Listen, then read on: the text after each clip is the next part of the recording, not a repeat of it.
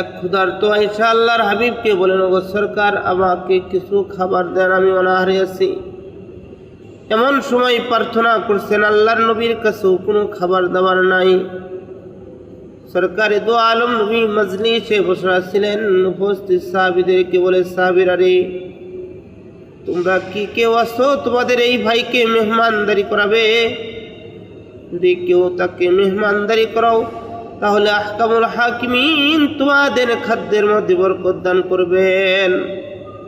হযরত তালহা রাদিয়াল্লাহু তাআলা সঙ্গে সঙ্গে হাত উঁচু করে বলছেন, ইয়া রাসূলুল্লাহ, আমি তার মেহমানদারি করাবো। কিন্তু তালহা রাদিয়াল্লাহু তাআলা বাসার অবস্থা জানেন না। যখন নিজের কামরায় নিয়ে গেছেন, স্ত্রীর কাছ থেকে জানতে পারলেন তার ঘরে মাত্র একজনের খাবার আছে। সে যদি খায়, একজন তৃপ্তি সহকারে খাইতে পারবে। এই খাদ্য ভিতরে আর কোনো খাবার তার ঘরে নাই। তালহা বলতেছেন, তবুও রাসূলের মেহমান, অবশ্যই তার মেহমানদারি আমি করবই।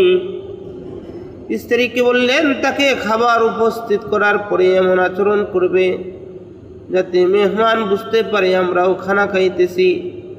যখন কিছুটা খাওয়া হয়ে গেছে, এমন সময় বাতি অফ করে দিছে আর খাওয়ার বেশ ধরতেছে, অথচ তারা খাবার খায় না।